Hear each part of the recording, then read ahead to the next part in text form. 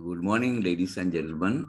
Uh, Yesterday, actually, from 8 to 11, I had some, another engagement. So therefore, I'm sorry about that. I failed to conduct the session. But anyway, today in the morning, I noticed, a couple of students have already joined. Uh, Let us start. We discuss about introduction to, once again, good morning for everyone, to everyone. Sorry. Introduction to employment law and employment law part one. We were discussing up to slide number 58, if I'm not mistaken. Right? We discussed, we have to start from slide number 58. Yes, right. The maternity benefits ordinance number 32 of 1939. Maternity benefit. So far, we discussed what you call the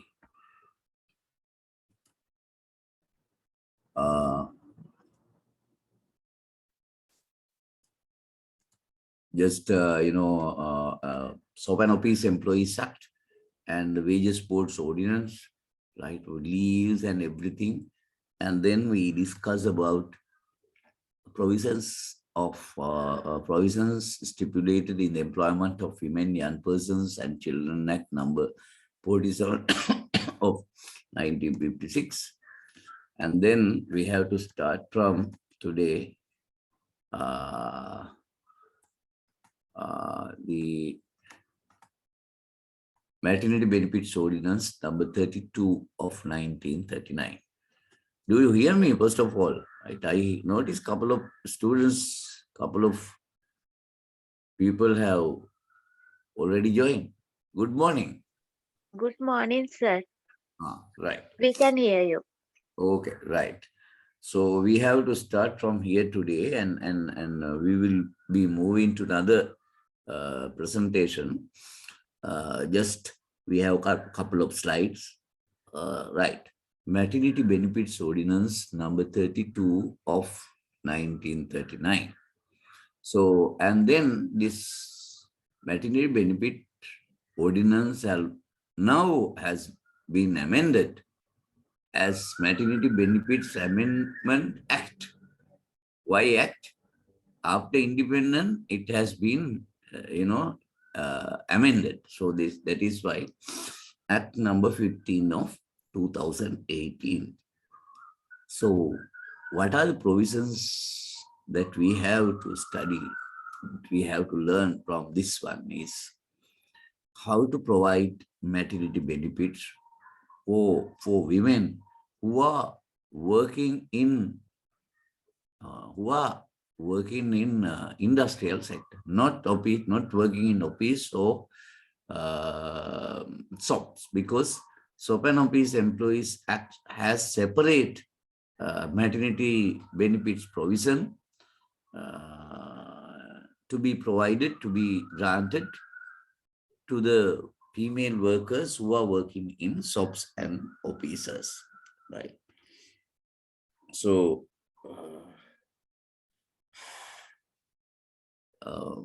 the provisions of this ordinance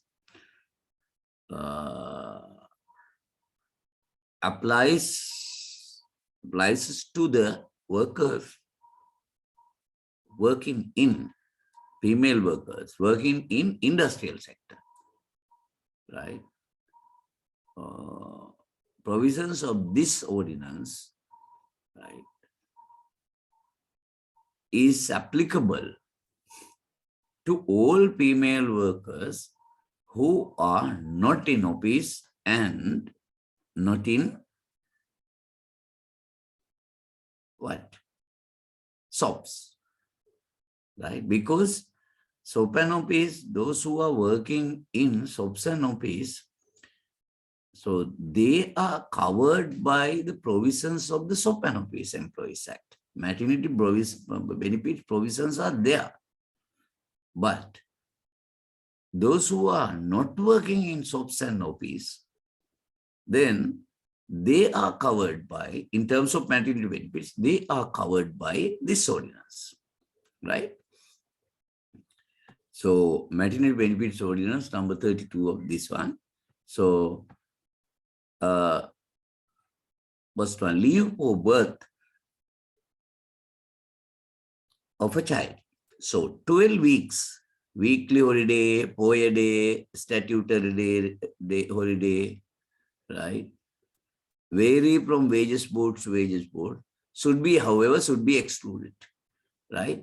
POA day, statutory holiday, right? Weekly holiday should be excluded. Okay. For a 12 weeks for any number of children.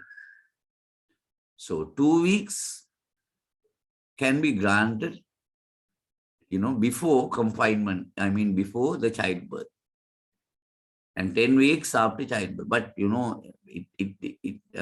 if somebody wants to, some female wants to take 12 weeks, all together, then just after childbirth, she can get it.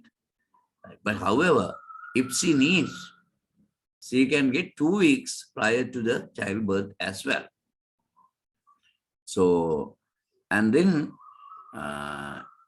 the 1 hour nursing intervals too, meaning that just after childbirth until 1 year, right? Until 1 year, during another 1 year, the lady is entitled to obtain nursing interval, 2 nursing intervals. 1 nursing interval means 1 hour. So altogether 2 hours per day. There may be alternative maternity benefits as well, right? What are the common provisions for both the statutes? For both the statutes, in the sense maternity benefits ordinance and SOP and OPs Employees Act. Prohibition of certain types of employment and prohibition of termination of employment during the pregnancy, during the maternity period, right? No employer can terminate a workman, the female worker. Okay. So moving to the next slide, the maternity benefits are okay. Okay. Before that, let me explain to you, right, how to calculate this maternity benefit, right? So just give me 1 second.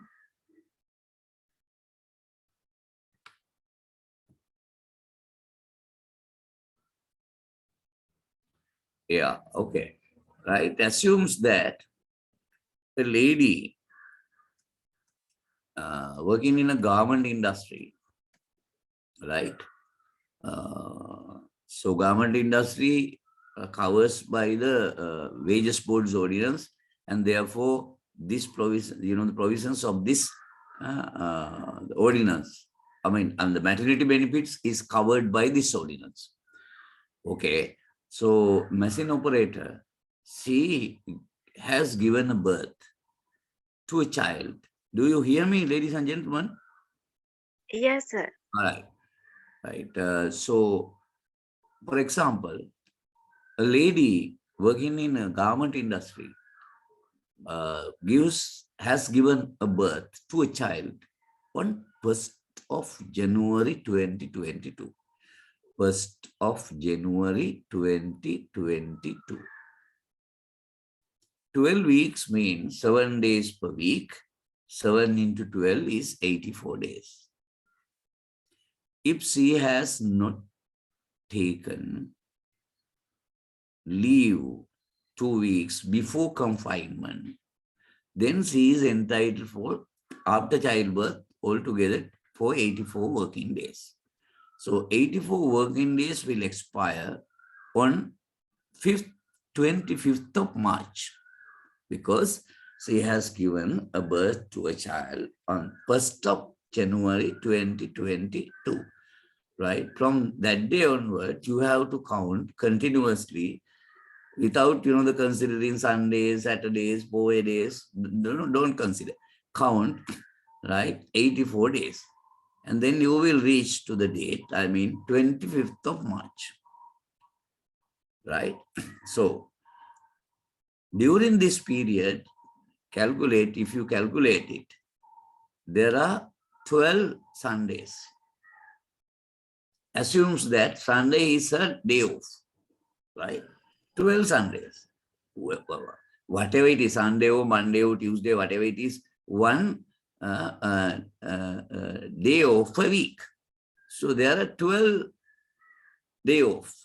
Say Sundays, 12 Sundays. And there are 3-4 days. 4 days are unpaid holidays. 3-4 days. And then there has been 2 public holidays, Thai Pongal and Independence Day.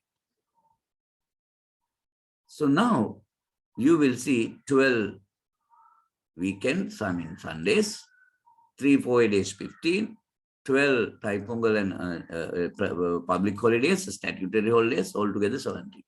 After 5th of March, if she is entitled for this, 4 days, yes, entitled.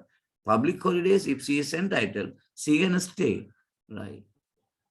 Even so 17 days, even after 25th of March, because the maternity leave, 12 weeks or 84 days is calculated, right? Ignoring, or calculate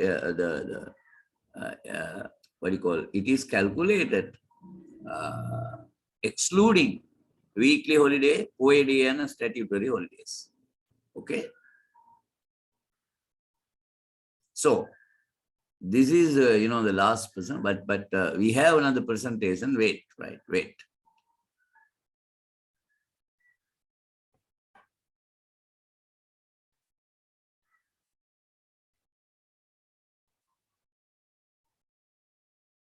Right.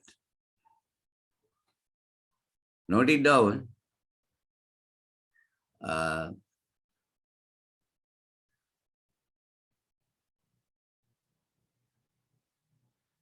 Right. Employment law part 2 and part 3.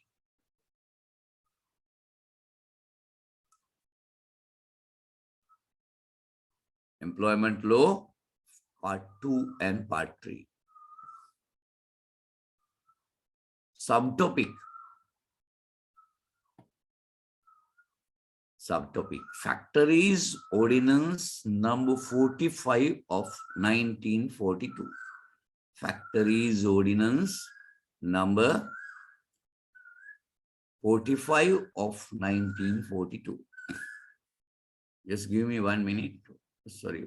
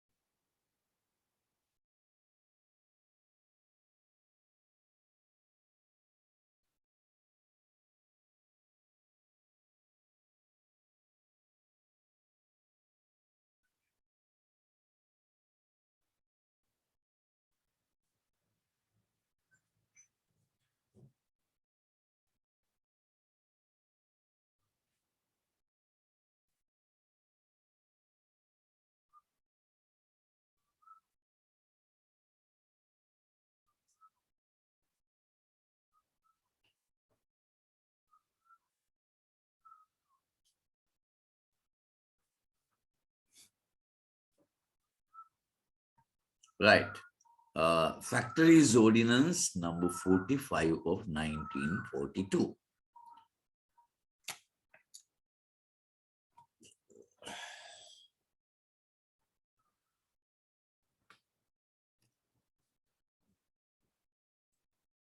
The objective of this ordinance was to make provisions for the safety and welfare of workers in factories. Okay, take notes. The topic is Factories Ordinance number 45 of 1942. Right? First subtopic, the objective of the ordinance. Objective of the ordinance. Just one word. One sentence. Objective of the ordinance. Put a dash. Right. What is the objective? To make provisions. To make provisions. To make provisions for the safety and welfare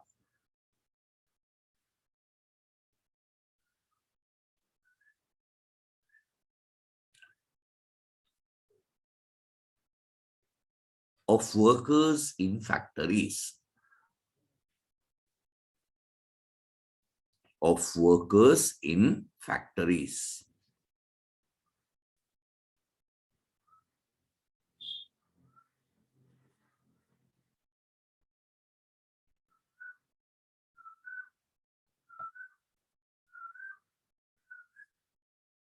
In factories.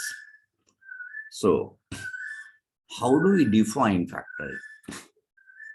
So, you don't have to,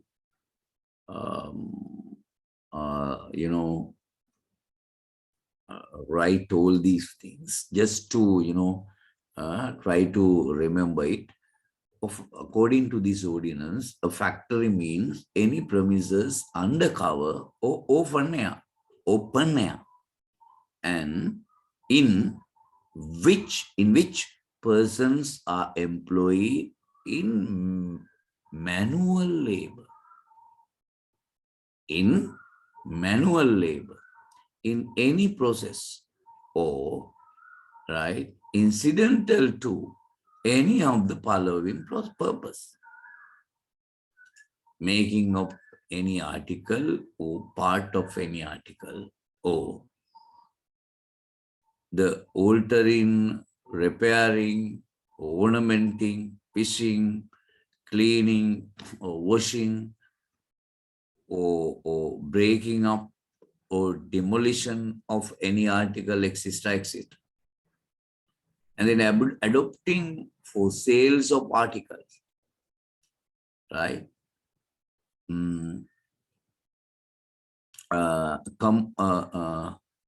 Confinement of opposite animals while awaiting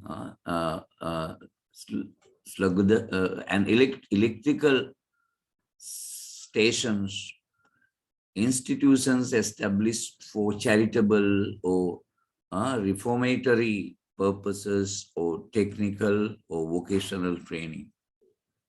Docks, right, where warehouses and building and other construction, all these, right, comes under the definition of factory, right? And then, what are the important points that we need to understand, right, as far as this ordinance is concerned? So, notification of accidents. If anything happens, accident in a factory, it has to be notified to the by the manager or supervisor to the nearest factory engineering office of the labor department, right? So written notice of accident must be sent to the factory inspecting engineer on what? Loss of life of a workman, or when a workman is disabled from drawing full wages for more than 3 days, and notice of dangerous occurrence should be furnished in Form 12, and notice of industrial diseases should be forwarded in Form 13. Okay. So notification of accident.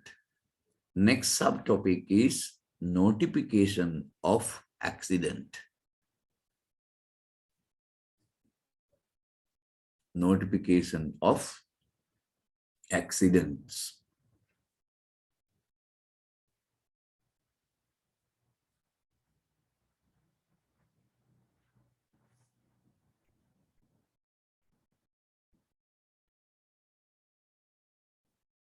Right. First bullet form, written notice of accidents. Sorry, not bullet form. Huh? Don't put a bullet form. Don't put a bullet form. Just write it. Written notice of accident must be sent. Written notice of accidents must be sent to the factory inspecting engineer to the factory inspecting engineer of the labor department on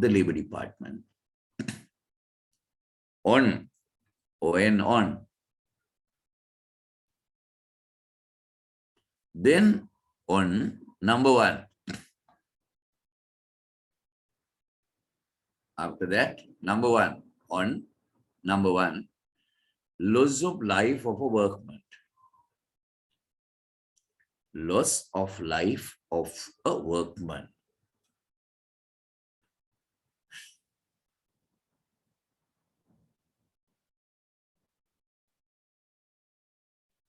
Number 2,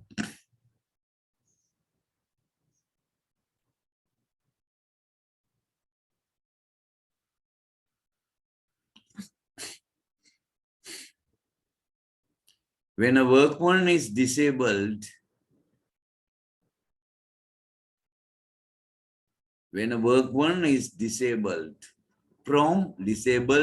from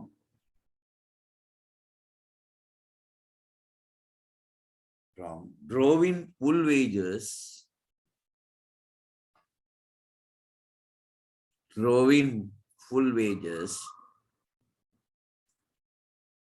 for more than 3 days.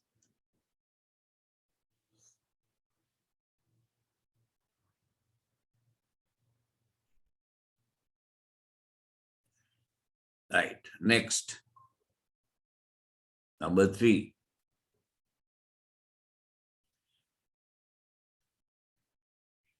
Notice of dangerous occurrence.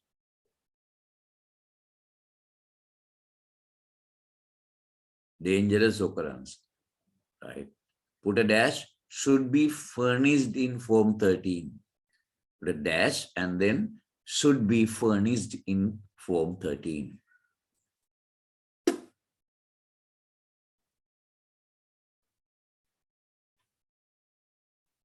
Number 4.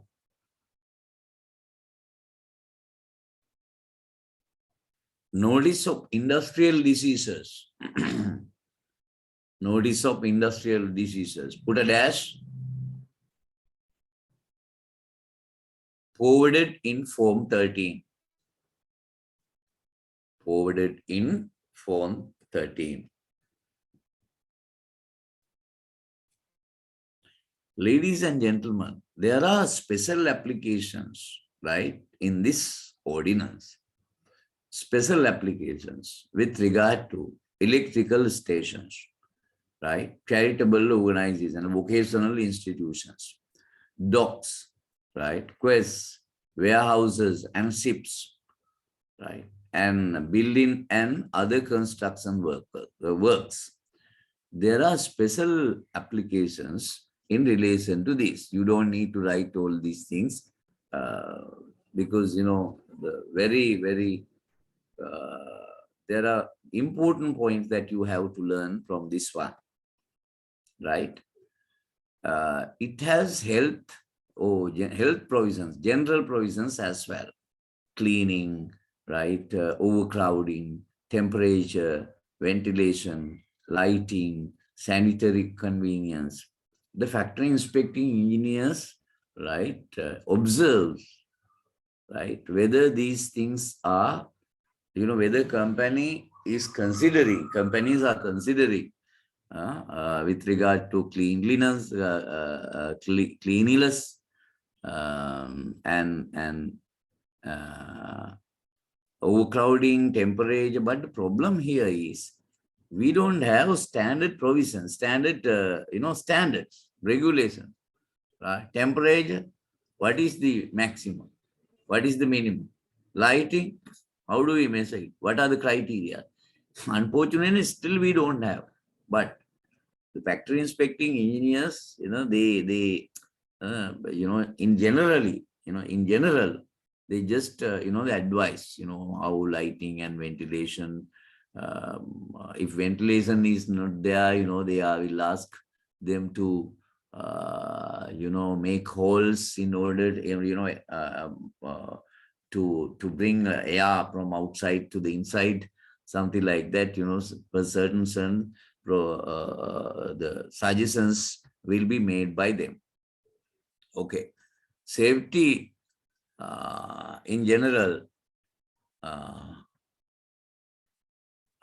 Okay. There are okay. Next subtopic, right? Maintenance of high-risk machinery. Maintenance of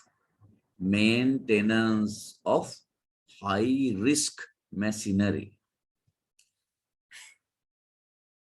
It's too hot in the morning, right?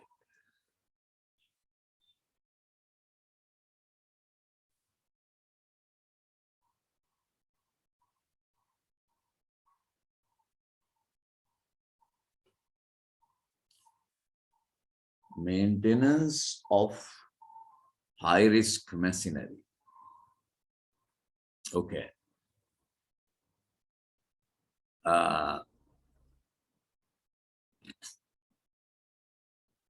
There are, ladies and gentlemen, there are two types of high-risk machinery. One is the pressure vessels, right? The other one is lifting machinery, right?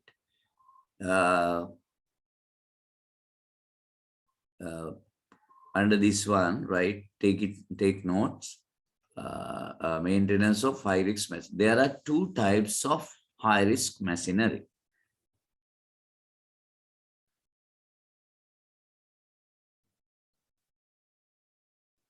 Two types of high-risk machinery, right?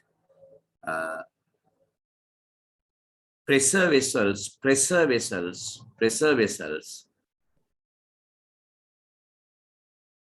Number one, pressure vessels,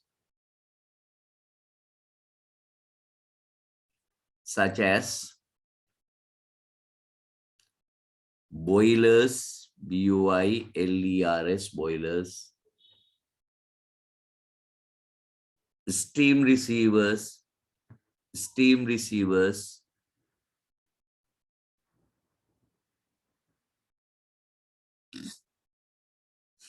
air receivers,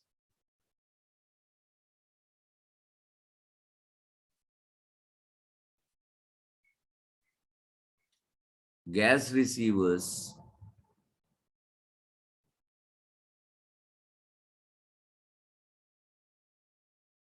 right, should be examined by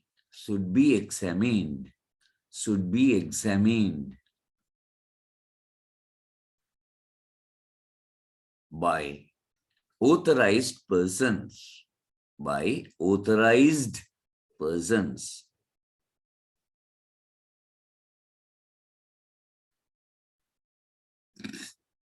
They are outsiders. Actually, the Labor Department has selected such people, and they have been authorized to undertake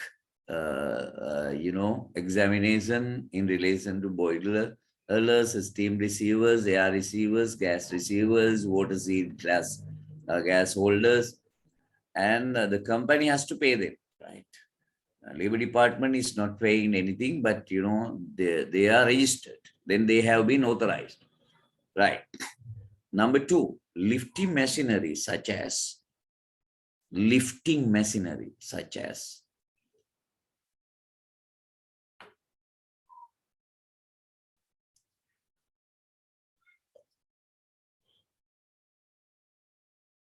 hoists, HOISTS, hoists, and lifts,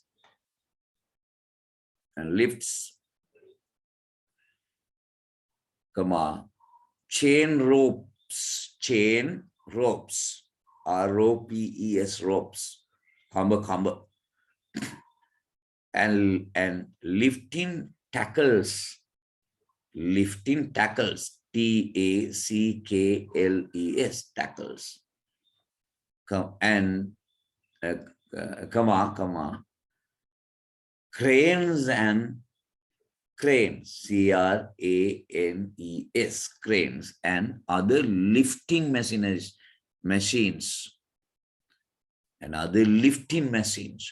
should be examined by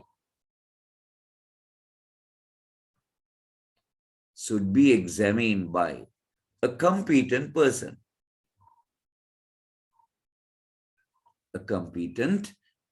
Within bracket, factory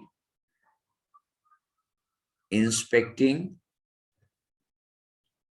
engineers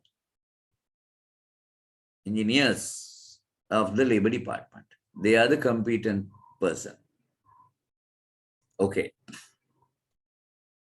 Now that this is very important, this ordinance has provisions with regard to employment of female workers. So that is very, very important. Okay.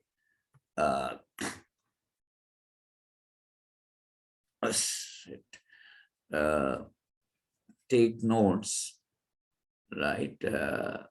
Employment of female workers. Subtopic, employment of female workers.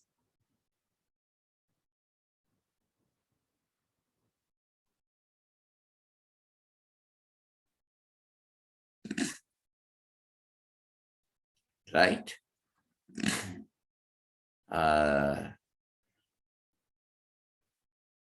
Right. Take note, employment of female workers. Right. An employee, according to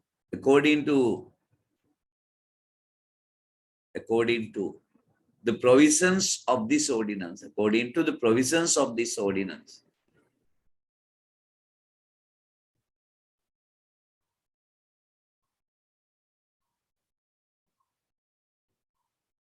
an employer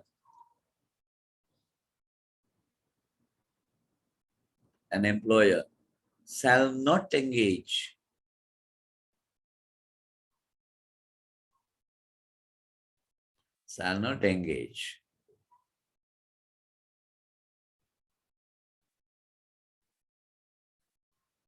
right, shall not engage in overtime, shall not engage, right, in overtime work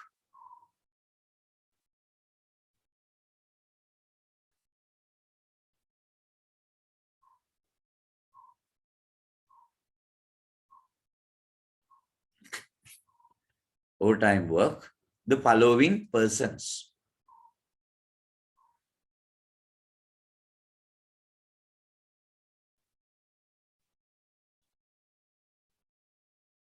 Number one,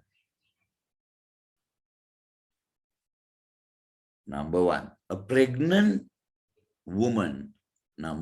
A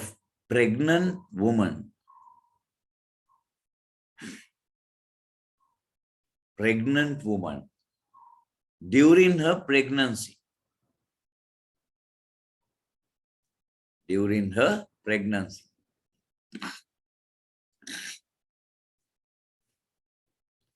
Number two,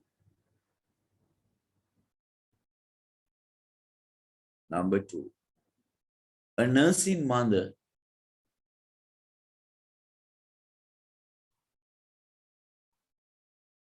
a nursing mother for a period of 1 year, for a period of 1 year,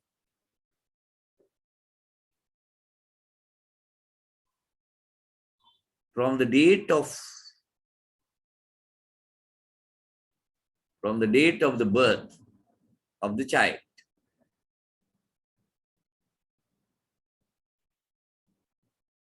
from the date of the birth of the child. Number 3,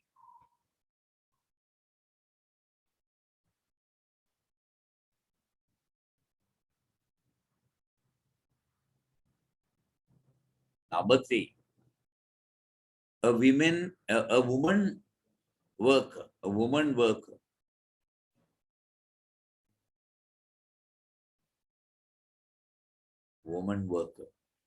delivered of a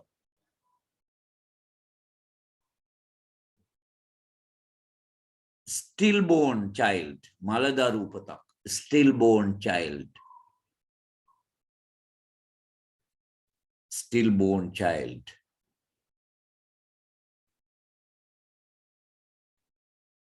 for a period of 3 months,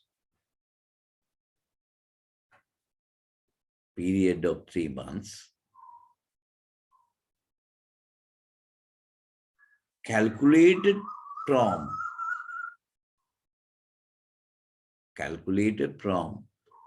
the date of such stillbirth,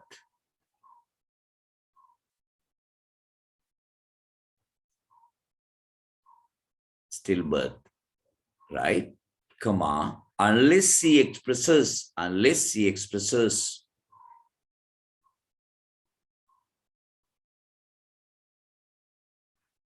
her consent, එකඟතාවය, කැමැත්ත, consent, to be engaged in such overtime in writing. Right. Next subtopic, provisions relating to night work of females. Provisions relating to night work of females. Okay. Before we discuss this one, is 6:05 almost, right? I need a small break, maybe 7-8 minutes. I'm not taking much the longer period, not 15 minutes, less than 10 minutes. I will take a break, just a small break, even less than 10 minutes. Right. So you also can take a break, just for 5-6 minutes, right?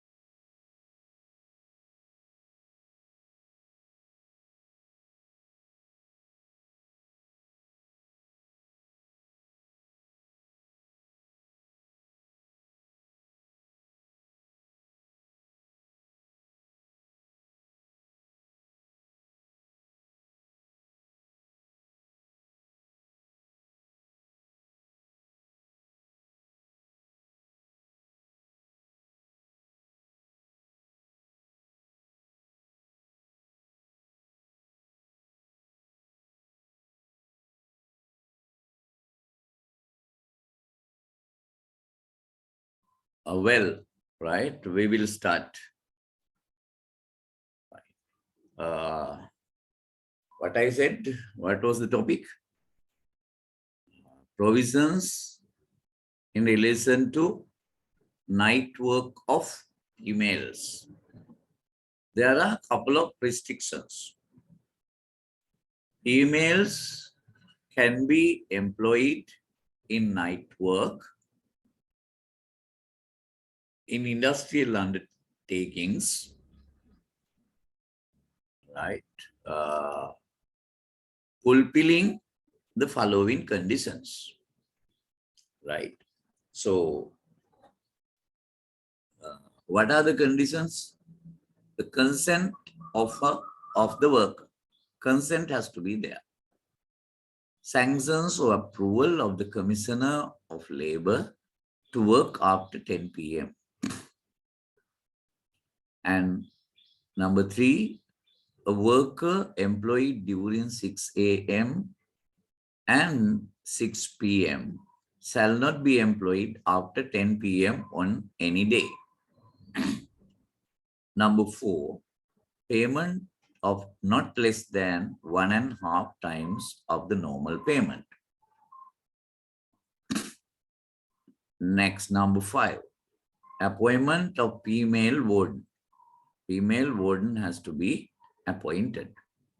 Restrooms and refreshments should be provided by the employer. And last, shall not employed or a female shall not be employed for more than 10 days on night work during any 1 month.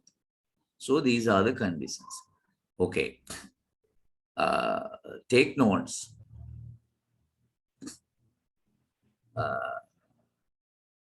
Female workers can be employed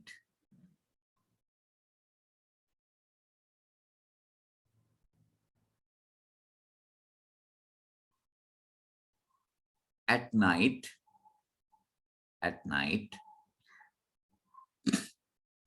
in industrial undertakings and industrial undertakings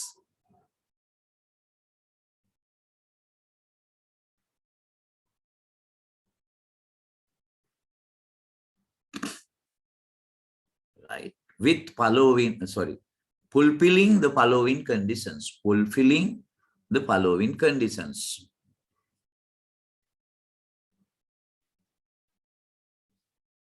Fulfilling the following conditions. Number 1, consent of the female worker. Consent of the female worker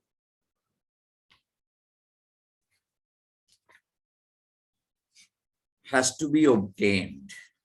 Has to be obtained. Has to be obtained.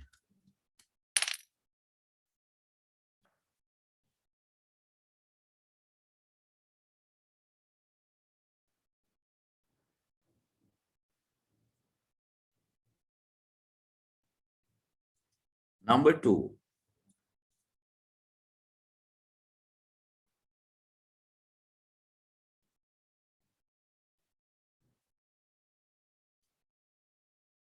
sanctions stroke alaira stroke approval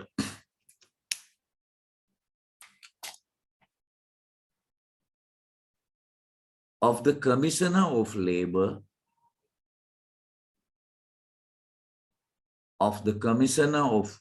Labor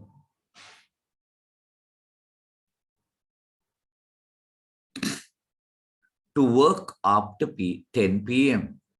to work after 10 p.m.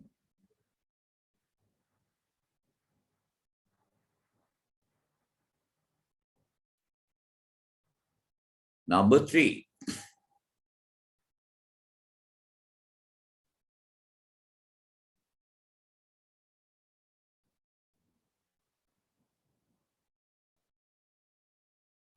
a female worker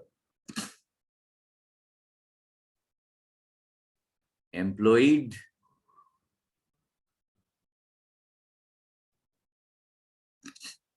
during 6 a.m. and 6 p.m. 6 a.m. and 6 p.m. I mean the evening, afternoon, 6 p.m. shall not be employed, shall not be employed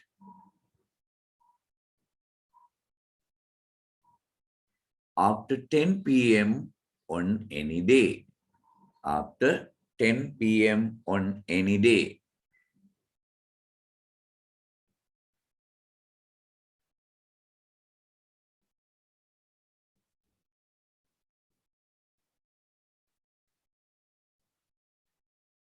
Number 4.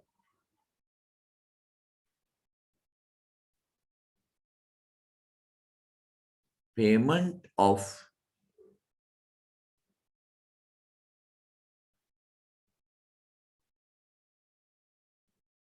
not less than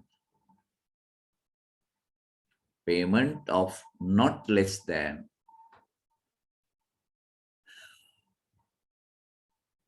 1.5 times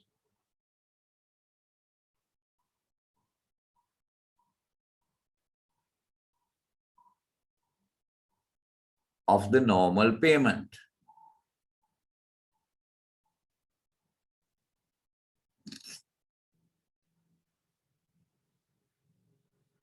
Number 5.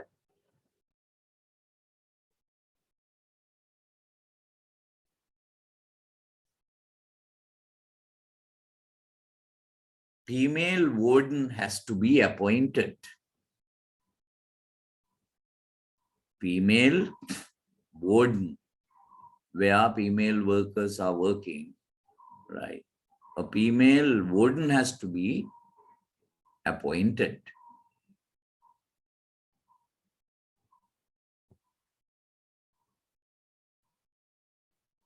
Number 6.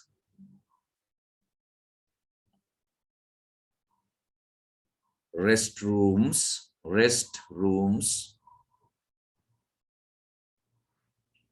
and refreshments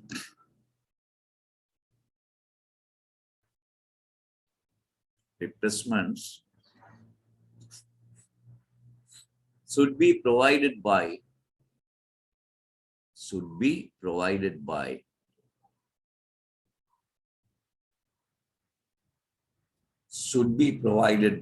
the employer.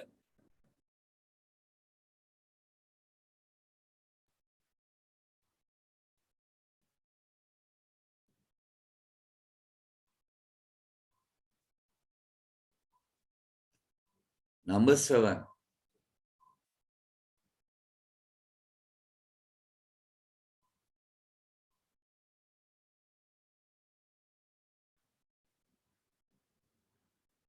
Maximum days of night work, maximum days on night work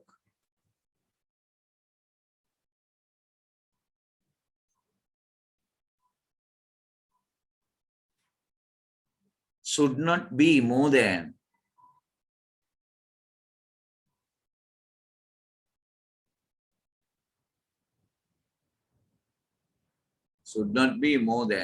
10 days during any 1 month. So these are important, ladies and gentlemen. Those are the provisions that you have to learn in relation to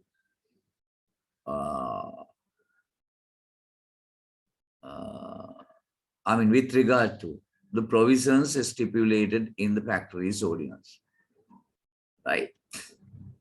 So then we are moving to next one, subtopic. You have to take notes. Workmen's compensation ordinance Workmen's Compensation Ordinance number 19 of 1934. So you are supposed to take note. Right? Just give me 1 second.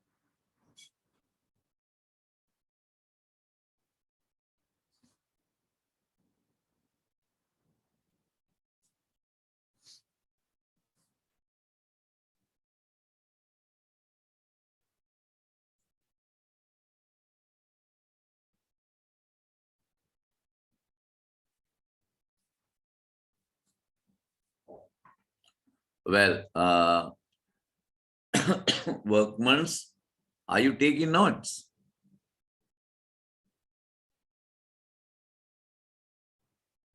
Who have already joined? Ladies and gentlemen, are you taking notes?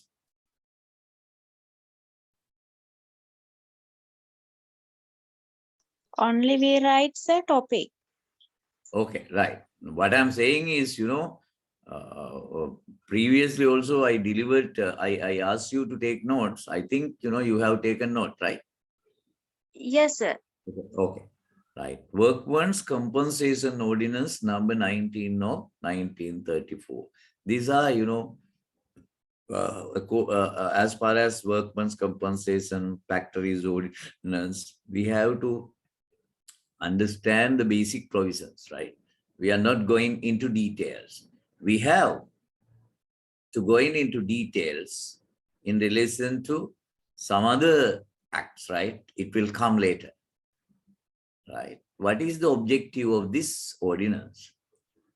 So the objective is to provide for the payment of compensation to workmen who are injured in the course of their employment.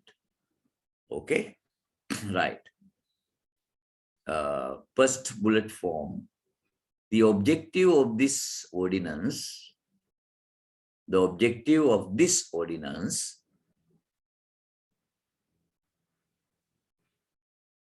the objective of this ordinance is to provide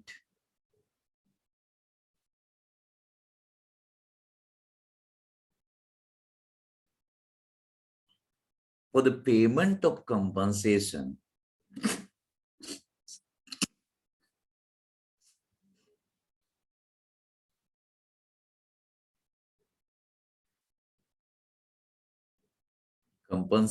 to workmen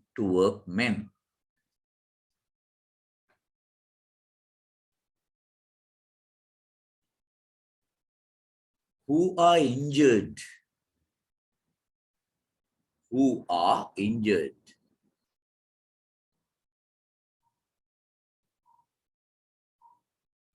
in the course of their employment, in the course of their employment.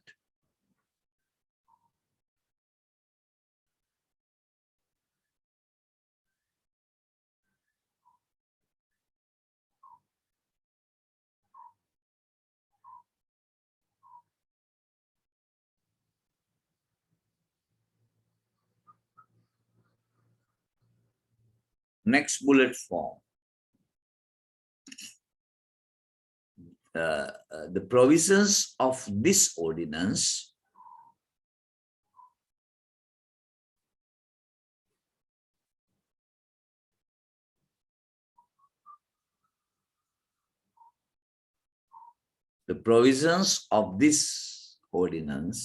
apply apply provisions, sorry, are applicable, sorry, provisions of this ordinance are applicable to any person, to any person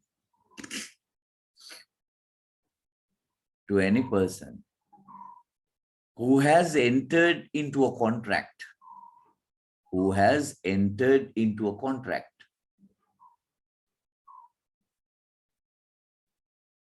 with an employer,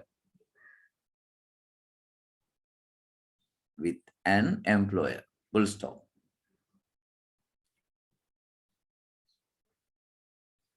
All workers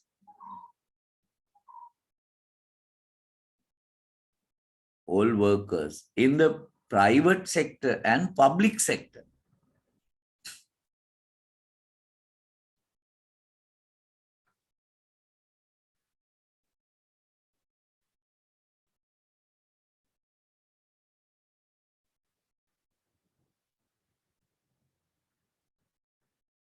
are covered by this ordinance,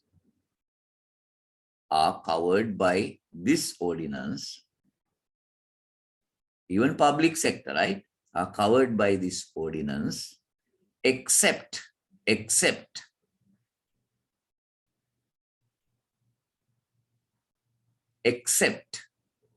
members of armed forces and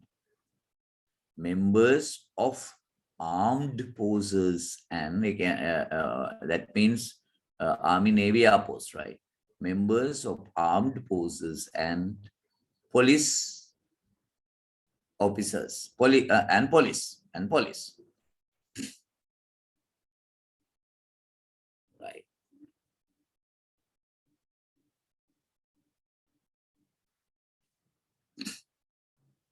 Now we are going to deal with the payment of compensation, how payment is made. The employer is liable to pay compensation for personal injury caused by an accident arising out of and in the course of his employment or contract and occupational disease. Personal injury by an accident, contracts on occupational disease, contracts any disease due to the nature of his employment, compensation paid to dependents of any deceased workman who dies as a result of any accident or occupational diseases, and the compensation to employee who get disabled as a result of an accident arising out of and in the course of employment. This word is very important. Arising out of and in the course of employment, course of their employment. This part is important, right? So the maximum payment, ladies and gentlemen, so far, I mean, now it's 550,000 for a death, right? For death, 550,000 for death. But Labor Authority is in the process of amending the ordinance in order to increase maximum compensation up to 2 million. Up to 2 million, right? We are going to just write only this part, right? Payment of compensation. Subtopic, payment of compensation.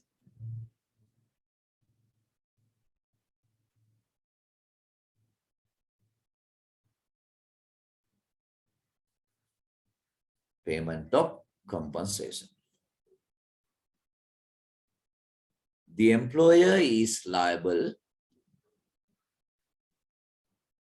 The employer is liable to pay compensation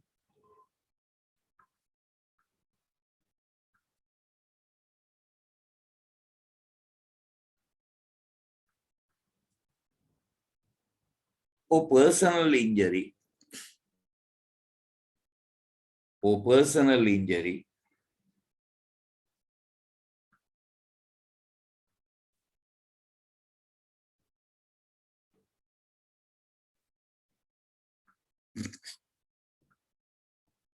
or personal injury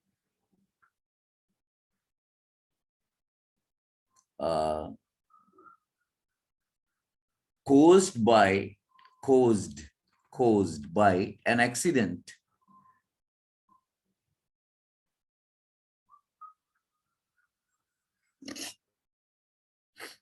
arising out of an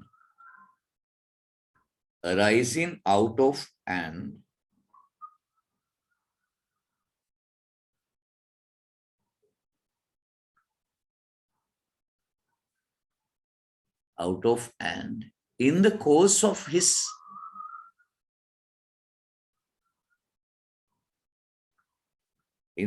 of his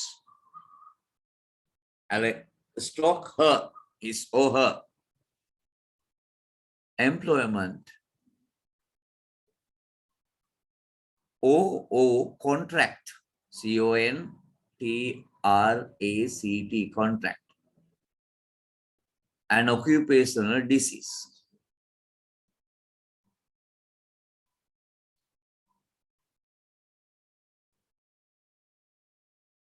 Right? Number one,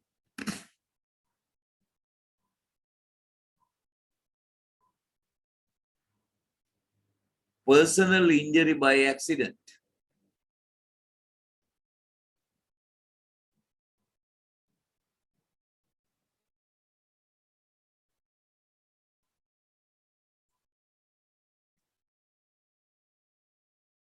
Number two,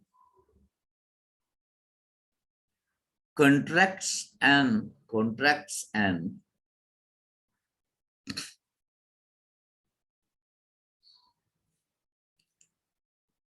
occupational disease.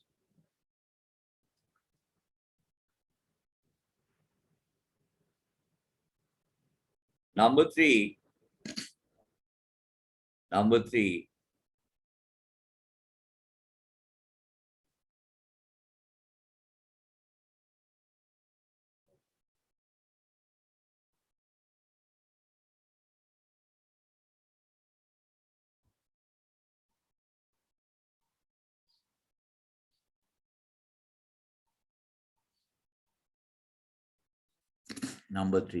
contracts any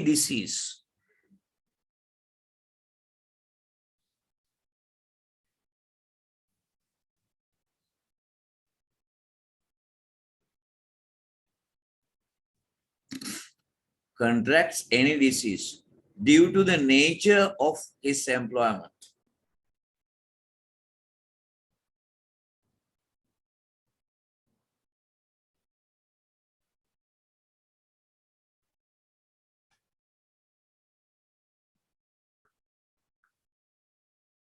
Contracts any disease due to the nature of his stroke her employment.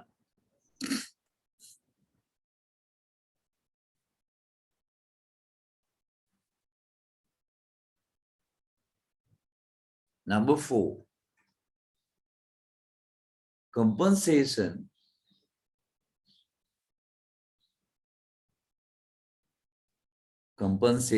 paid to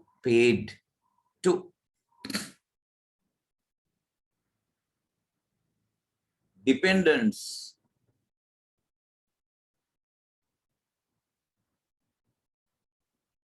of any deceased workman, diseased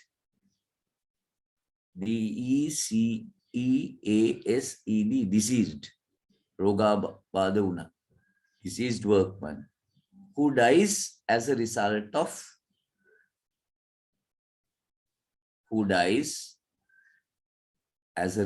of any accident or occupational disease.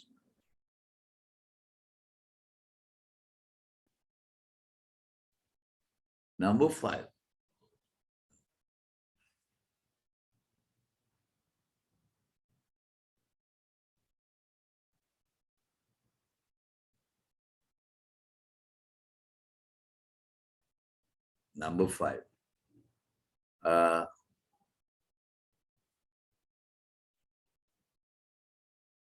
compensation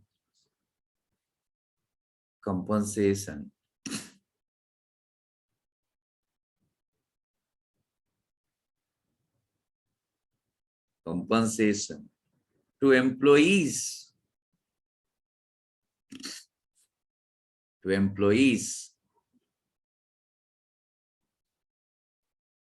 who get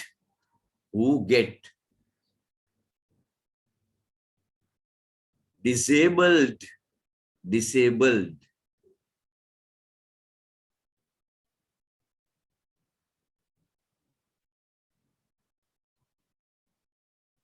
as a result of an accident arising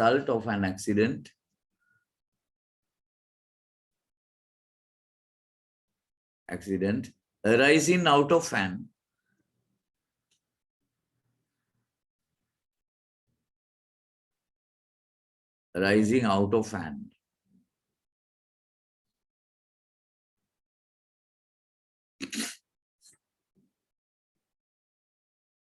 in the course of their employment. And after that, put a star mark. Put a star mark. Maximum compensation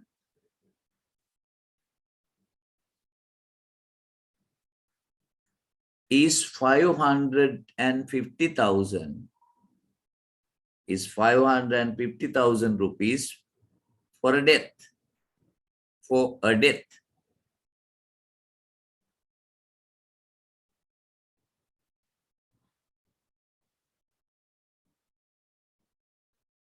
So, ladies and gentlemen, this administration of this ordinance is done by the Compensation Commissioner.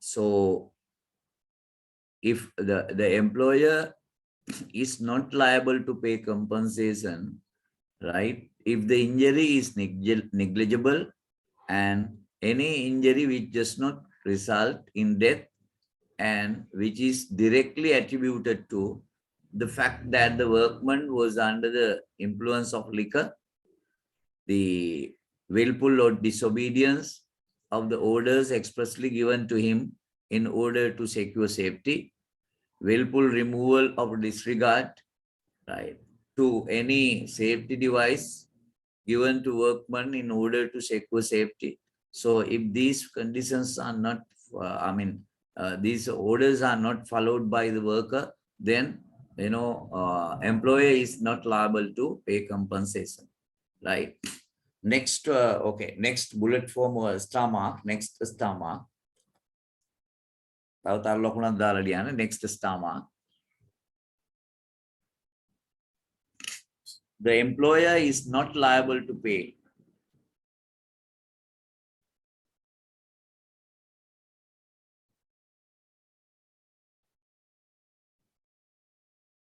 The employer is not liable to pay compensation. Comma, number one.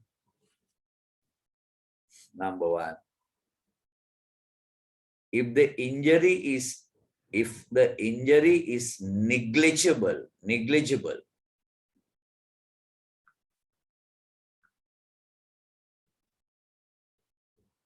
Number two,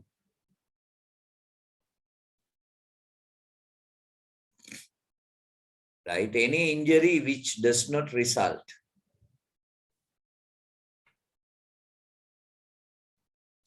in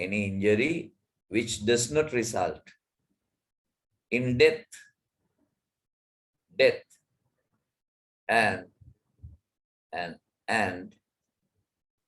which does not result in death and which directly attributed to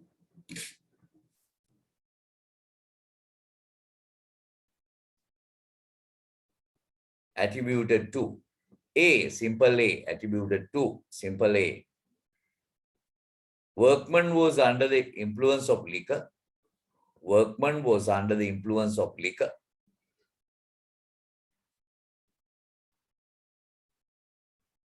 Workman was under the influence of liquor. Simple B.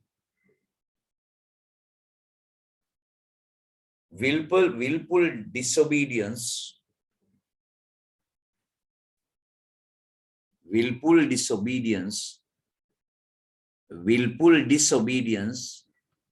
of the orders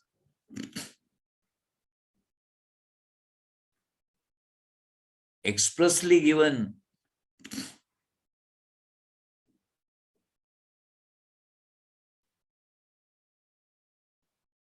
willful disobedience of the orders expressly given to secure safety. C. Then C. C. Willful removal of a willful removal of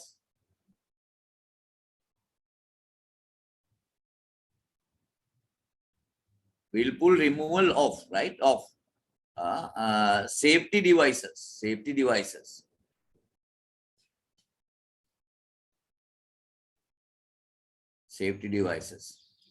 given to the worker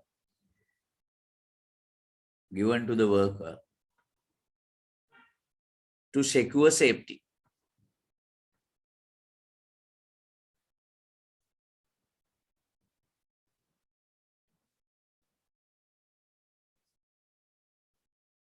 Right.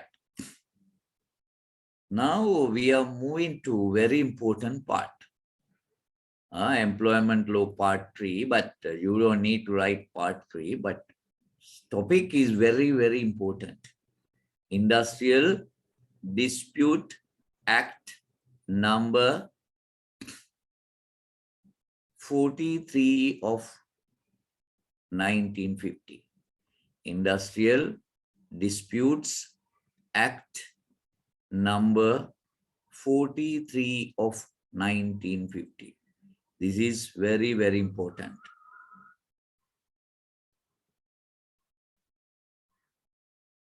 Industrial Disputes Act number 43 of 1950. Everything in this topic is very, very important. Very important.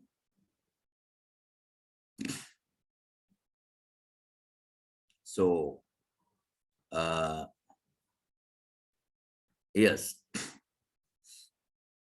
First, this is the first act enacted by the legislator in Sri Lanka after the independence. First ordinance first act after independence. This act is considered as the cornerstone of labor administration. Cornerstone of labor administration. Kamkaru paripalane muragala හැටියට හඳුන්වනවා. There are amendments, right? Okay. So what is the objective? The objective of this act is to provide for the prevention, the objective of this act is to prevent, investigate, and settlement of industrial dispute. To prevent, investigate, and settlement of industrial dispute. Okay. First subtopic, objectives of the act.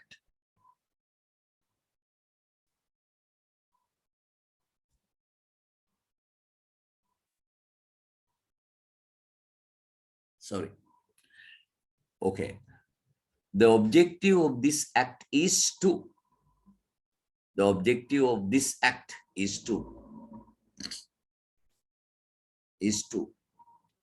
prevent, investigate and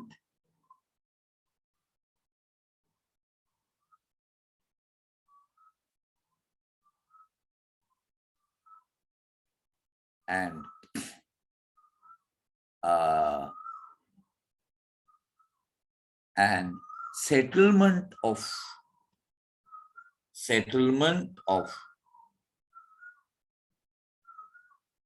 industrial dispute.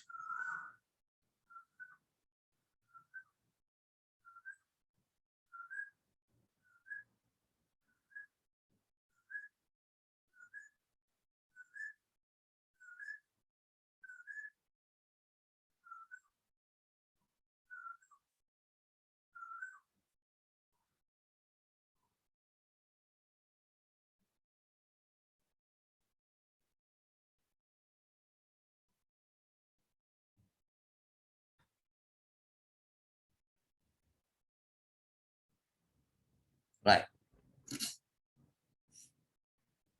So we have amended couple of times this ordinance. The structure of the act. This is the structure, right? Part 1. There are, six parts. Part 1 deals with the preliminaries. Part 2 deals with functions of the commissioner and circumstances in which industrial disputes will be referred for settlement by conciliation or by arbitration or by an industrial court. Part 3, collective agreements and settlement by conciliation, settlement by arbitration. Part 4, industrial court. Part 4A, industrial tribunal, labor tribunal, LT. Right. Part 4B, provisions relating to retrenchment of workers. This part actually, part 4B is not in operation right now, right? Because with regard to retrenchment, we have to go by the provisions of the Termination of Employment of Workmen Act. Before that, we had this provision, but it's still there, but this is null and void now, part 4B. Essential industries, and then unfair labor practices and general sections. So this is the structure of the presentation of the act, ladies and gentlemen, right? So the Industrial Dispute Act provides for several mechanisms of industrial disputes or labor disputes, dispute resolution. Industrial Dispute Act provides for several mechanisms for dispute settlement or resolution. Section 3 talks about, it's like this, where the Commissioner General of Labor is satisfied or apprehends that an industrial dispute exists in any industry, he may, if there is an agreement between the parties for settlement, refer to that process. Endeavor to settle by conciliation. Refer the dispute to an authorized officer for settlement by conciliation. Refer to arbitration by an arbitrator, Board of Arbitrators, or LT, with the consent of the parties. This is called what do you call this? Voluntary arbitration, right? And Minister of Labor, Section 4, right, may, where he considers the dispute to be a minor dispute, refer matter to compulsory arbitration. Minister may refer a dispute to an industrial court. This is also compulsory arbitration. Workman or trade union may complain to the labor tribunal. Employer and workman or trade union of workmen may enter into a collective agreement. These are the, dispute resolution mechanism, right? So these provisions are very, very important, right? So subtopic, industrial dispute, mechanisms to settle industrial dispute. Mechanisms to settle industrial disputes.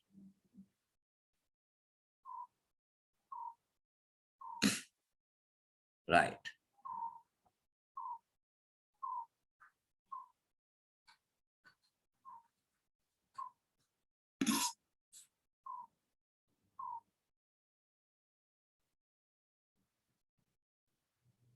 Right. Industrial Dispute Act provides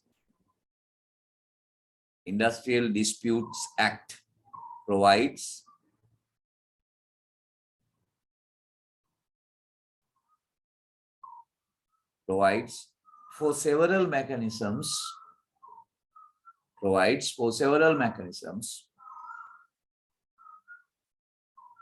of dispute settlement or resolution.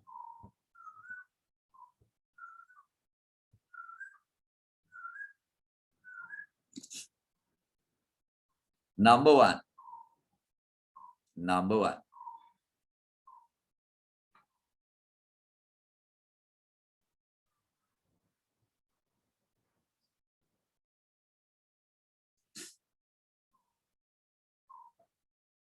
Right.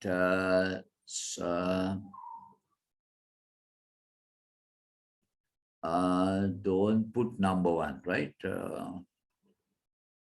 No, not it's like this. Okay, number one. Where the Commissioner of General is satisfied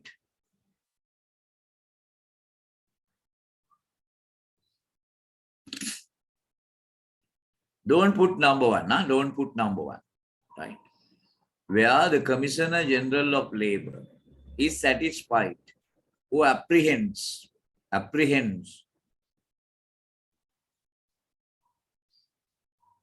that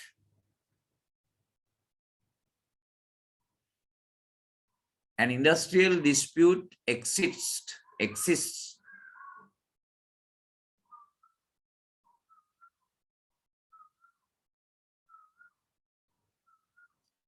he may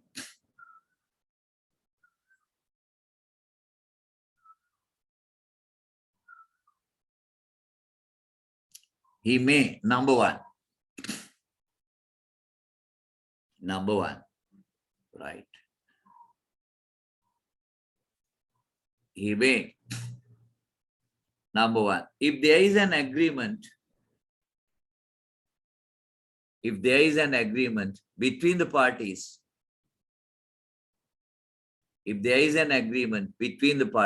for settlement,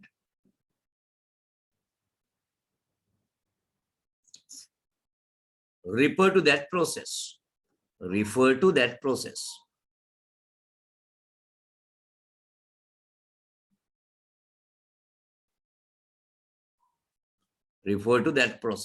Number two,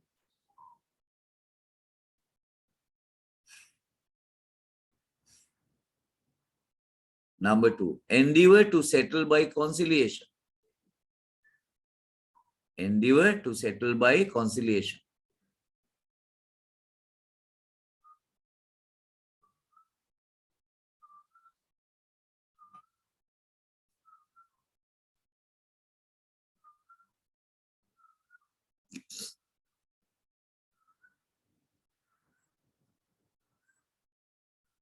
No, right. Let me, put numbers like this, right? First, what we said was Industrial Dispute Act provides for several mechanisms of dispute settlement, right? Then we said where the Commissioner General of Labor is satisfied. Put number one for that one. Number one, where the Commissioner General of Labor is satisfied or apprehends that an industrial dispute exists in any industry, he may, number one is that. And then simple A, if there is an agreement between the parties for settlement, refer to that process. Then simple B, endeavor to settle by conciliation. Dilini, are you?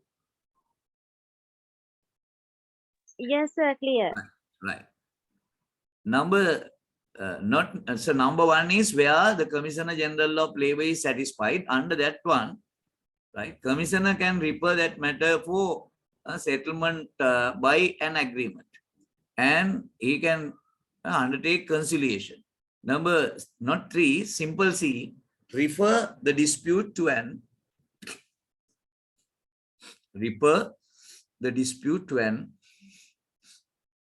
authorized officer for settlement by conciliation. Right? All these are done by the commission, right? Then simple D,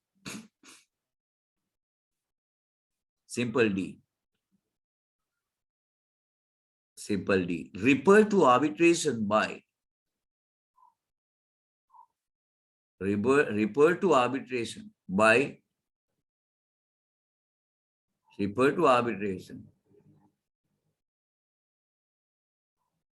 right, by an arbitrator, comma, board of arbitrators,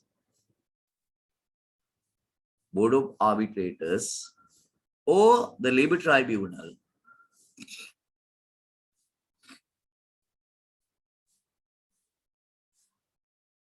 with the consent of the parties.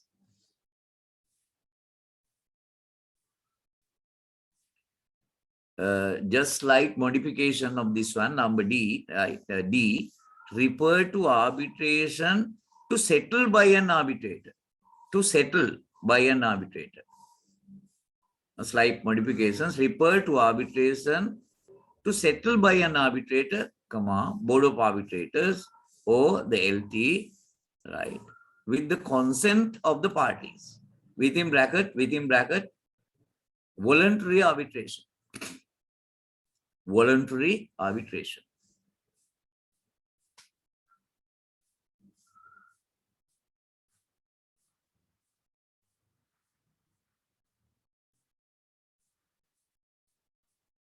Now, number 2.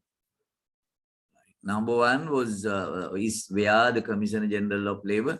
Number 2, Minister of Labor.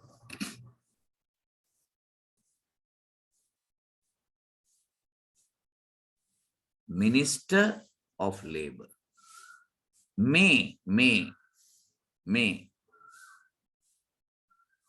where he considers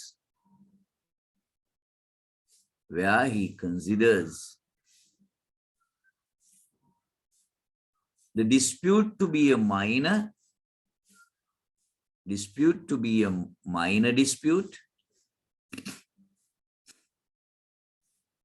refer the matter to compulsory arbitration.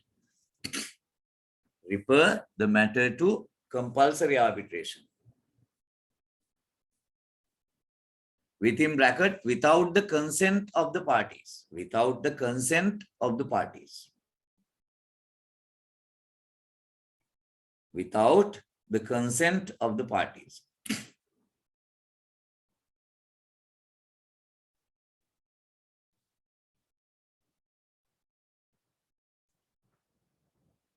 Right. Number minister may where he considers the dispute to be a minor dispute, refer the matter to compulsory arbitration, within bracket, without the consent of the parties. Number 3, minister may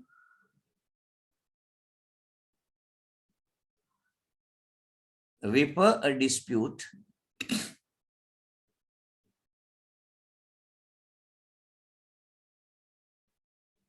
to an industrial court, within bracket,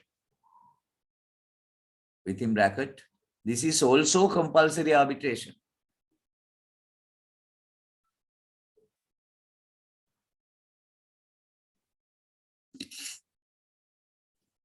Number 4.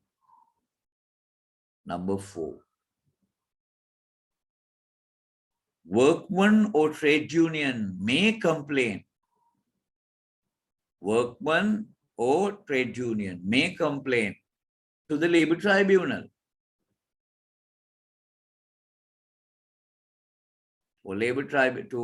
Complain to the labor tribunal, within bracket, within bracket, against the termination, against the termination, again, within bracket, against the termination, termination of employment, against the termination of employment. Okay.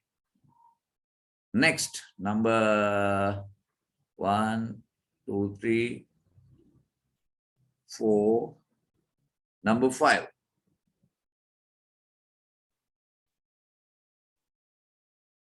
Employer and workman or a trade union. Employer and workmen or a trade union of workmen. A trade union of workmen may enter into a collective agreement. Okay. These are the mechanisms, right? You have to remember, right? One is settlement by an agreement. Number 2, settlement by conciliation. Number 3, settlement by an authorized officer. Number 4, refer the matter for voluntary arbitration. Number 5, matter for compulsory arbitration. Or number 6, industrial court. Refer the matter for industrial, that is also compulsory arbitration. And workman or trade union may complain to the labor tribunal against the termination. I mean, this is with regard to termination matter. And then employer and workman or trade union of workmen may enter into a collective agreement. Now, what is an industrial dispute? This is also very important, right? Before discuss this one, let us have a break, another, small break. Maybe 5-6 minutes, right? Okay. Okay, sir.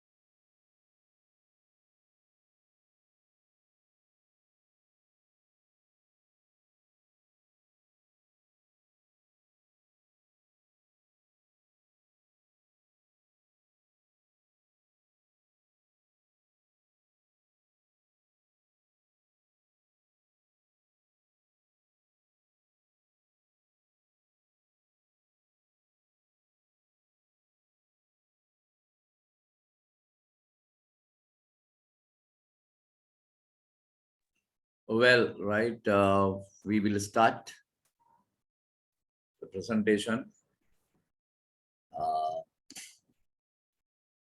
This one is important.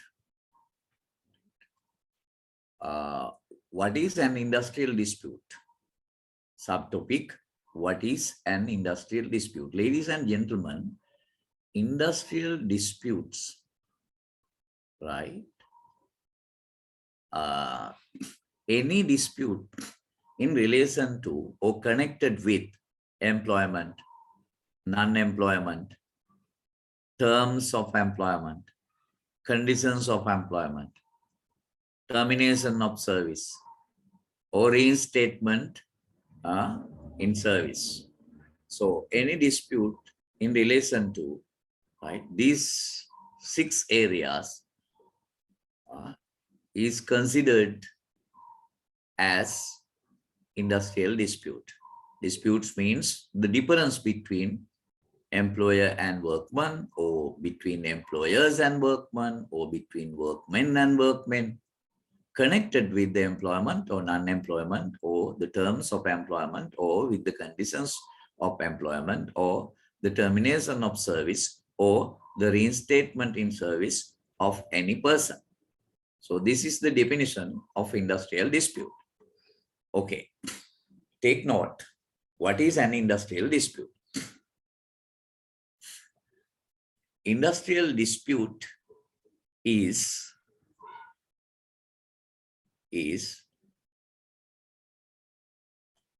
any dispute or difference, any dispute or difference between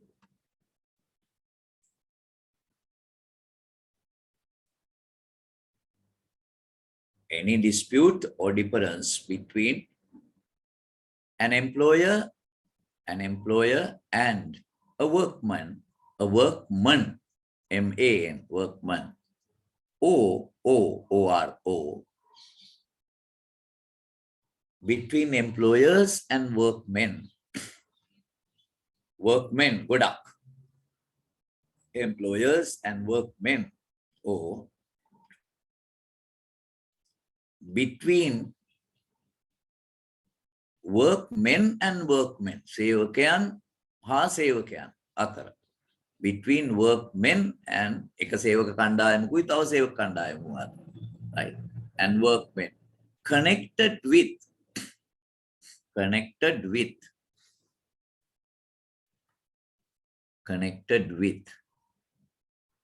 the employment, or connected with number one, employment or non-employment.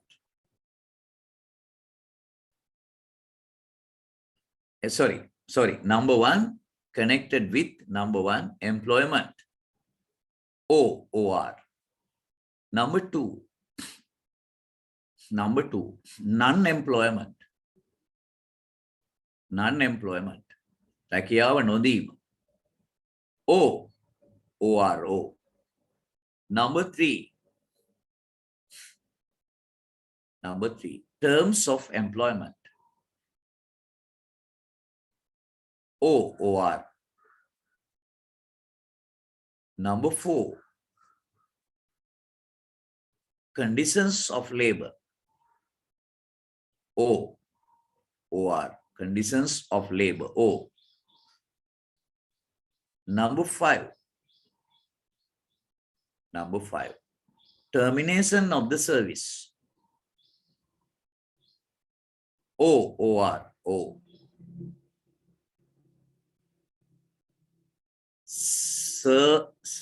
Reinstatement, number six, reinstatement in service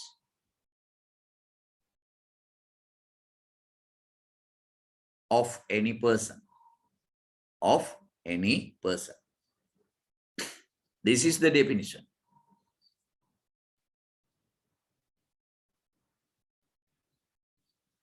So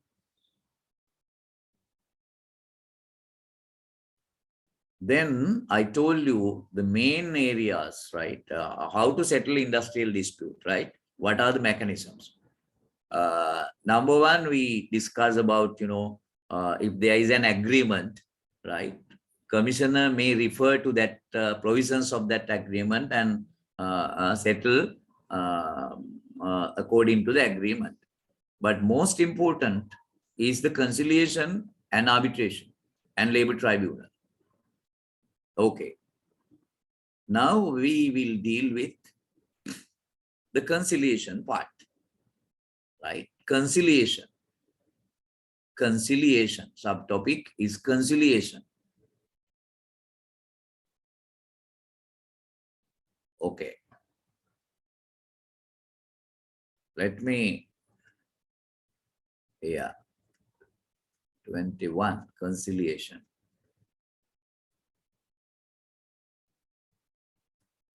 Yes.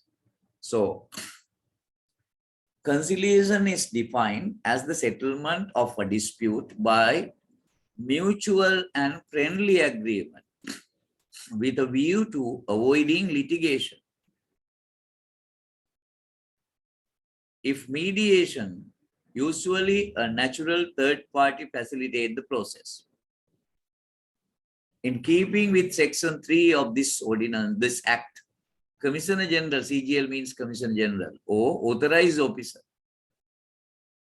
after such investigation as he may consider necessary, take all such steps for including the parties to come to a fair and amicable settlement.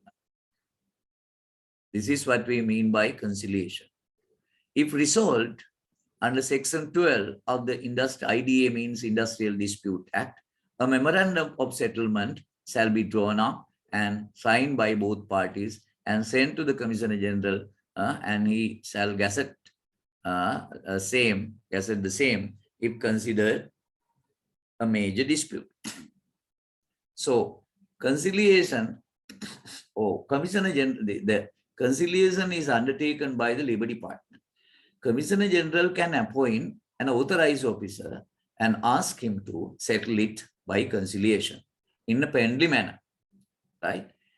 Or the Labor Department people usually, right, takes the matter. People take the matter and settle through conciliation. If settled, then 12-1 agreement will be signed. It will be gazetted by the Commissioner General if matter is major, right? So every settlement is binding on the parties.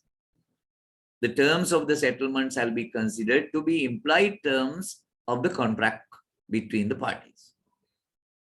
Parties may repudiate settlement by written notice to the Commissioner General and relevant parties. So conciliation then, ladies and gentlemen, it is a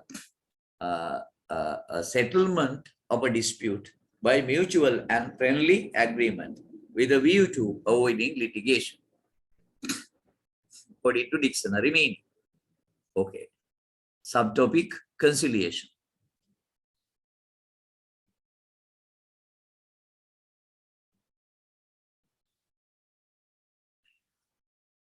Right. Conciliation can be defined. Conciliation can be defined as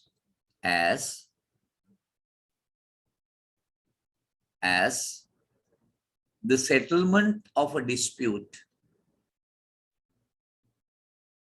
The settlement of a dispute by mutual and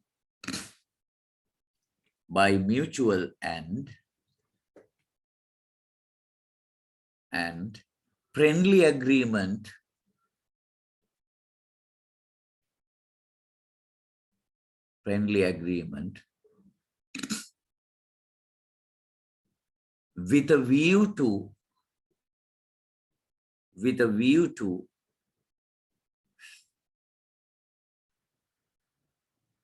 avoiding litigation.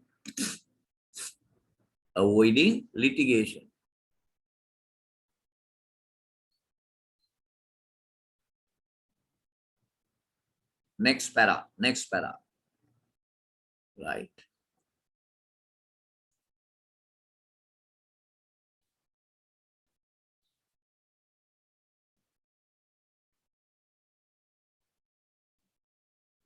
Commissioner General of Labor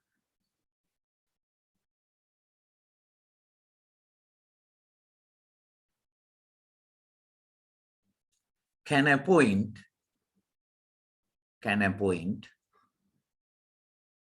appoint an authorized officer and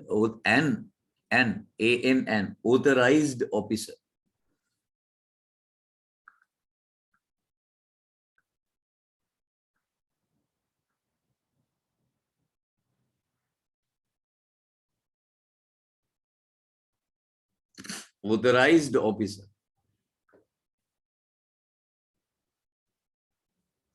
to settle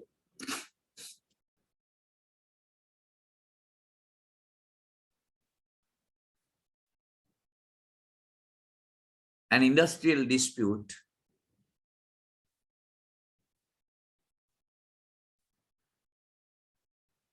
by conciliation.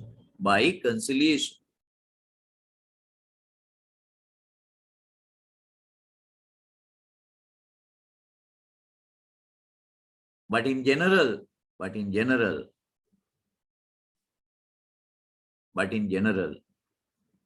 conciliation is undertaken. Conciliation is undertaken by the Labor Department.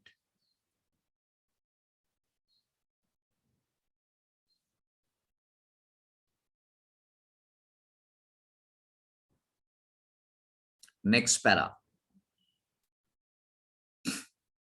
Officers of the Labor Department, officers of the Labor Department,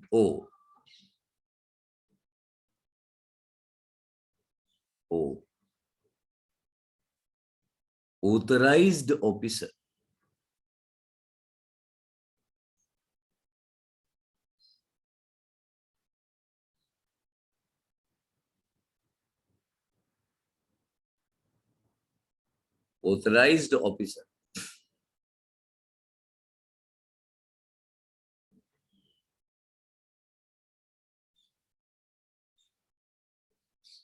authorized officer having investigated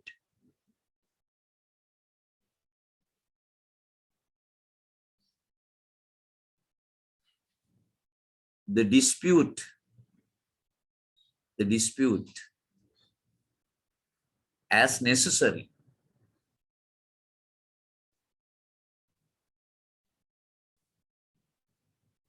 take all such steps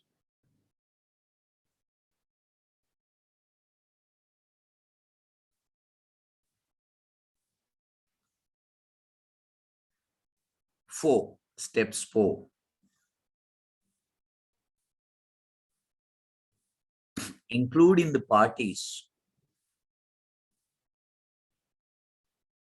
including the parties to come to a fair and amicable settlement.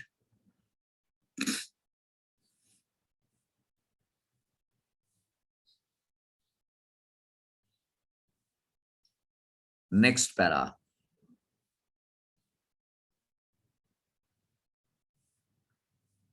If dispute is resolved or settled, if dispute is settled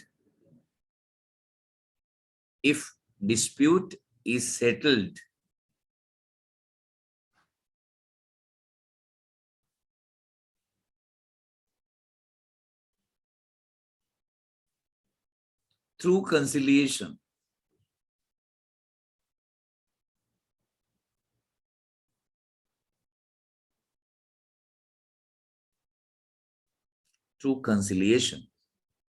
comma,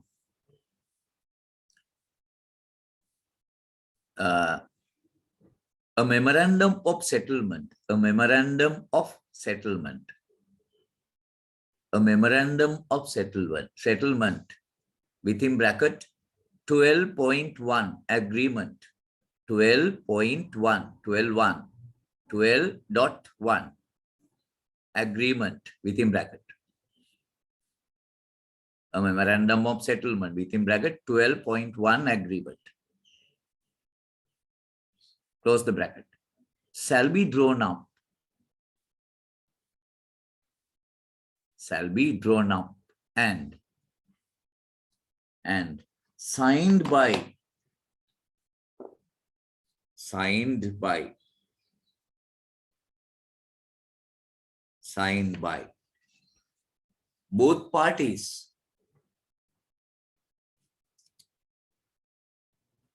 both parties within bracket the employer and workman, within bracket the employer and workman or trade union. Close the bracket.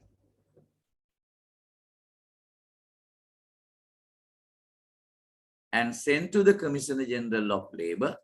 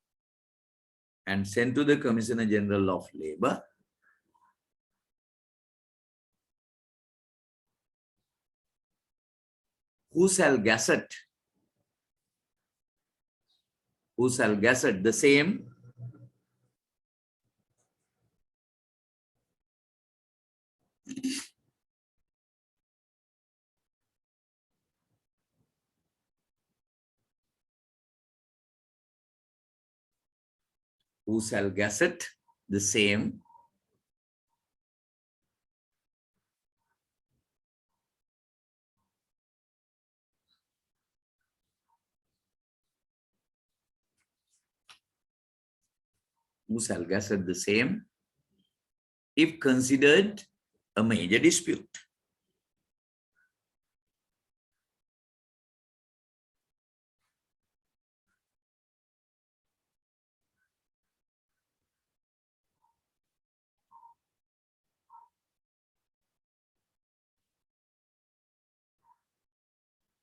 Major dispute. Right. Next para.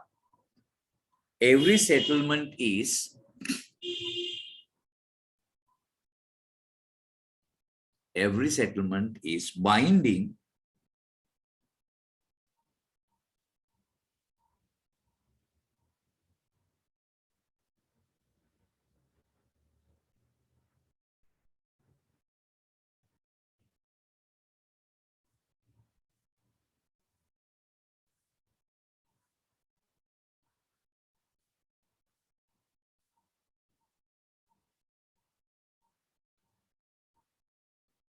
every settlement is binding on the parties.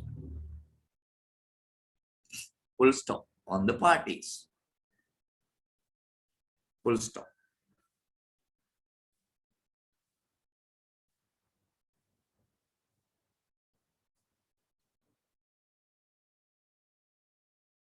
The terms of the settlement, the terms of the settlement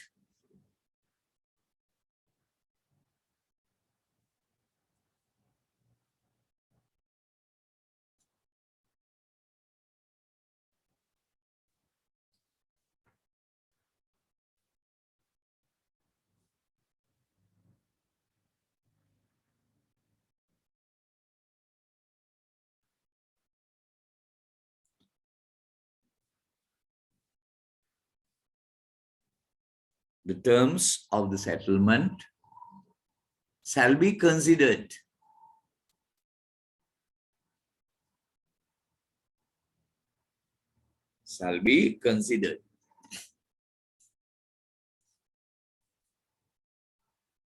to be implied terms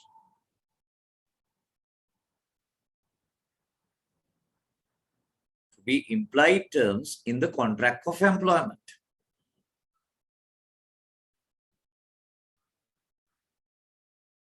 Contract of employment. Full stop. Next para.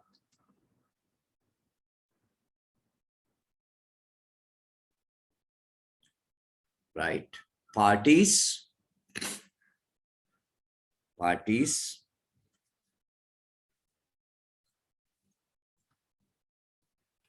may repudiate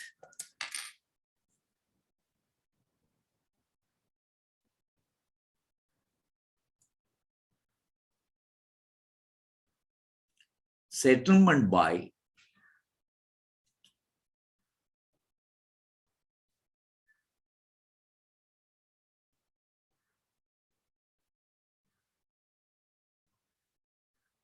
parties may repudiate settlement by written notice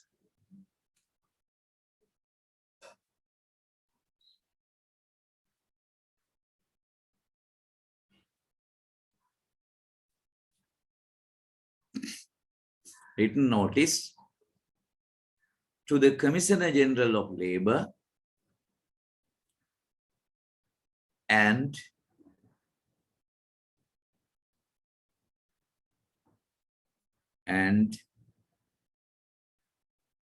other relevant parties.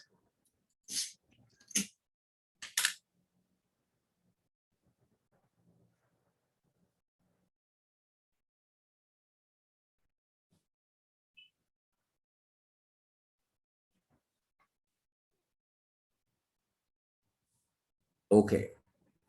Other relevant parties. Right. Then we are moving to the arbitration part. Next topic is arbitration. Arbitration, right?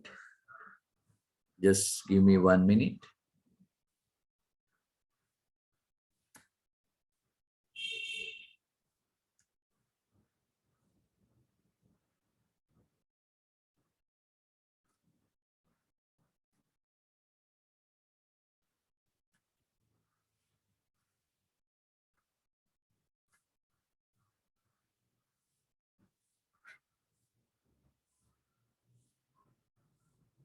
Yeah, arbitration. There are two types of arbitration. One is voluntary arbitration and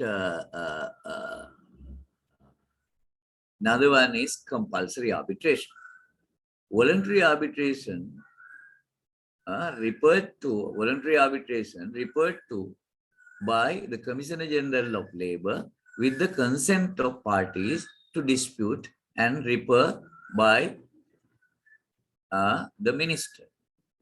Or, right, forget about this dispute, right, to parties to with the consent of the parties to dispute. And normally, this is minister, the compulsory arbitration referred by the Minister of Labour to just this part has to be deleted. Just 1 second.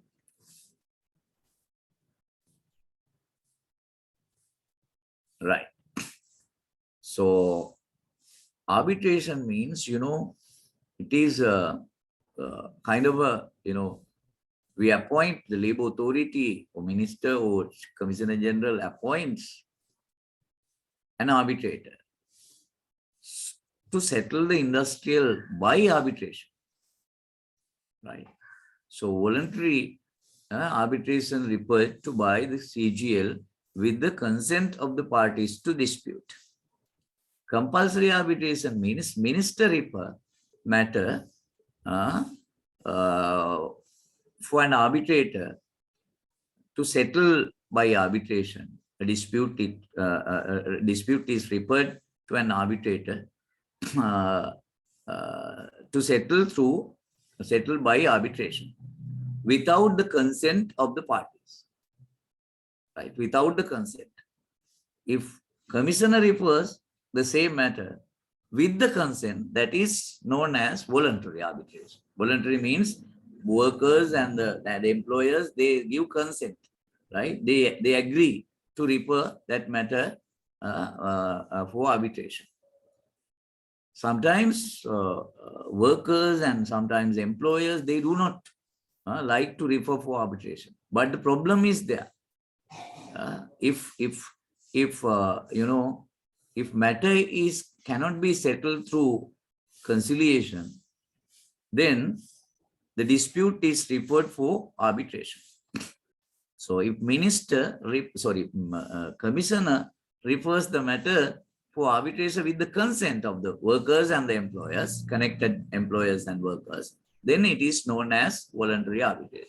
Sometimes workers and both parties or either party does not agree. Then matter, in order to settle the matter, minister refer that matter for arbitration. That is what we call compulsory arbitration, right? If the matter is minor, arbitrator will be appointed, right? He will be asked to settle the matter through arbitration. Right? If matter is major, the minister refer that one for industrial court. Nothing arbitration, nothing, the big difference between compulsory arbitration and the industrial court, both compulsory arbitration. Industrial courts means there are industrial courts in the labor department, right?